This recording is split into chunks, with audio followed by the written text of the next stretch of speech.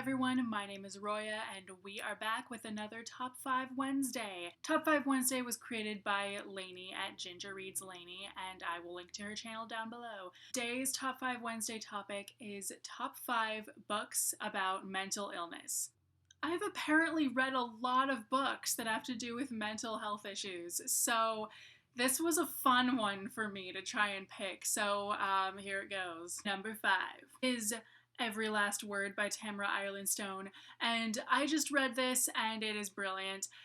This is about a girl who has really bad OCD, and she has been friends with the popular girls since she was 5, and they are really judgmental and they don't know about her condition. But then she becomes friends with some new people who really help her realize the kind of person that she can be without her manipulative and judgmental friends. The book was so brilliantly written. The OCD tendencies were so portrayed so well.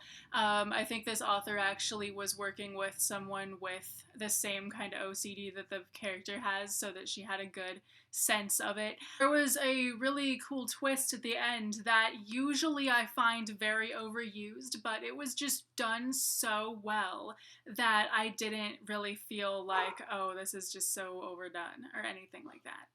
Number 4 is The Hypnotist by Lars Kepler, and that is a book about a doctor who works with mentally ill people through hypnosis, and his son gets kidnapped by a past patient of his. And what's interesting is that the kidnapper is a different past patient of his than he originally thought it was, and it's just interesting how the people who you might think are completely crazy are less crazy than the ones who appear to be completely normal, and you just never know. Number 3 is the Dyer series, and that book is about a girl who some crazy stuff starts happening to her. Her whole family and everybody thinks that she is crazy. And particularly in the second book, you start wondering if she really is crazy or not, and it's really brilliant. Number 2 is the Song of Ice and Fire series by George R.R. Martin, especially the first one, Game of Thrones, because Viserys is in this book and he's crazy. There are a lot of crazy people in this whole book though, honestly. Joffrey, we know he's just completely deranged, and of course the Mad King was crazy too.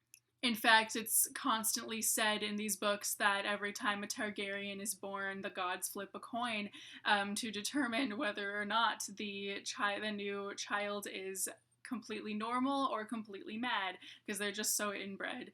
And it seems like Viserys is crazy and Daenerys is completely normal, thank goodness. And the number 1 book that has to do with mental health is Marat-Sade, otherwise known as The Persecution and Assassination of Jean-Paul Marat, performed by the inmates of the Asylum of Charenton under the direction of Marquis de Sade. And that title is so long that I can't even say it right, ever. But anyway, if you saw my favorite plays video, you will know that that is one of my favorite plays. There's actually a movie version type thing of it on YouTube if you want to check it out. I'll try and find it and put a link down below. But that is a play about the Marquis de Sade directing a play about Jean-Paul Marat getting stabbed in his bathtub.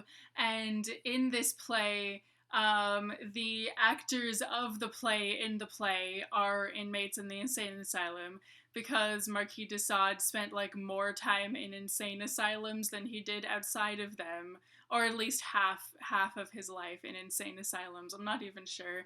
So you get so the play pretty much has stuff like actors with narcolepsy, so they'll start falling asleep in the middle of their part, or they'll have to take medication in the middle of their part, or I don't know, it's just pretty weird. Anyway, those are my top 5 books about mental health.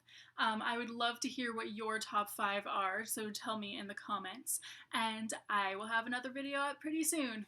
Bye!